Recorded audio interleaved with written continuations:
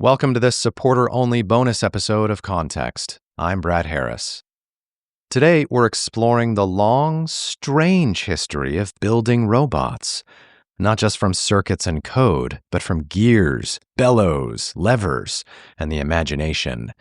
Most people assume the robotic age began sometime in the 20th century, when computers got smart enough to control limbs.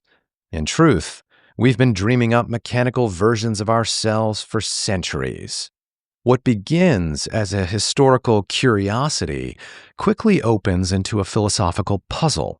Why are we so compelled to build machines in our own image? And why do we keep projecting something, some ghost, into these machines as though they were more than the sum of their parts?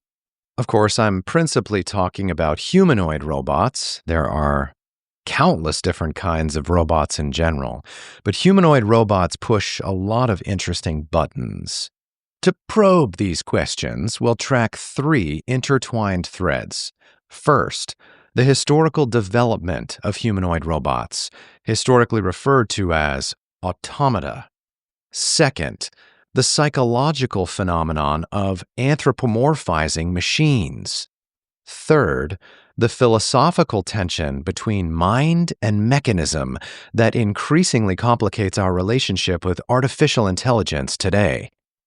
Let's begin with the automata of the early modern period, some of the first attempts to build life out of brass. In 1738, a French inventor named Jacques de Vaucanson unveiled one of the most famous automata in history, a mechanical duck. This was no toy. Vaucanson's duck could flap its wings, quack, eat grain, digest it, and famously, or infamously, excrete a lifelike substance. This spectacle enthralled Parisian audiences. Voltaire reportedly quipped, "Without the duck of Vaucanson, you have nothing to remind you of the glory of France." It all sounds a little cartoonish, but this mechanical duck was built to amaze, and it worked. And it wasn't alone. Vaucanson also constructed a life-sized mechanical flutist. And it's incredible, but this flutist, this little robot, could play a dozen songs by actually blowing air through a metal mouth and manipulating its little mechanical fingers. Each note required exacting control over pressure, articulation, and timing, all simulated by an elaborate system of cams and levers.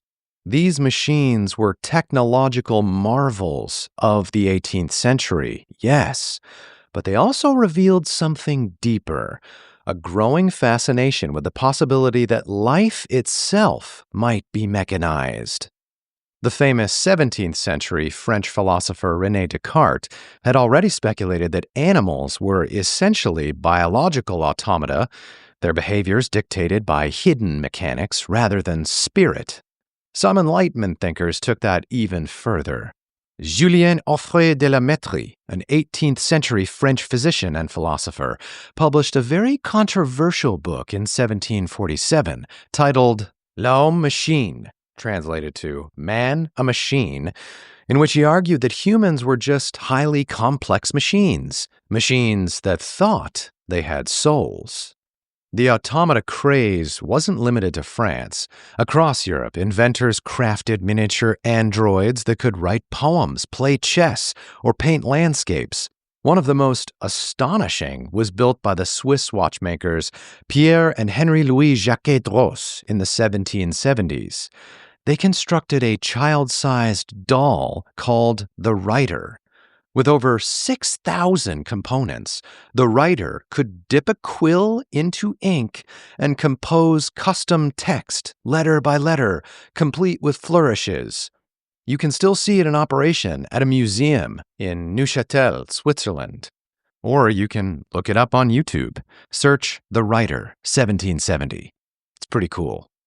What unites these early automata is not just their mechanical complexity, but the eeriness they evoke. They were intentionally designed to mimic human behavior, but not perfectly. And it's in that almost but not quite imitation that we feel something uncanny. That brings us to our second thread, the psychology of anthropomorphism. Why do we project human traits onto such machines? Why do we sense a kind of presence in objects that merely look or even behave like us? If you'd like to hear the rest of this episode and unlock all of my other supporter-only bonus episodes, head to patreon.com/Brad Cole Harris. Your support makes the show possible. I hope to see you there.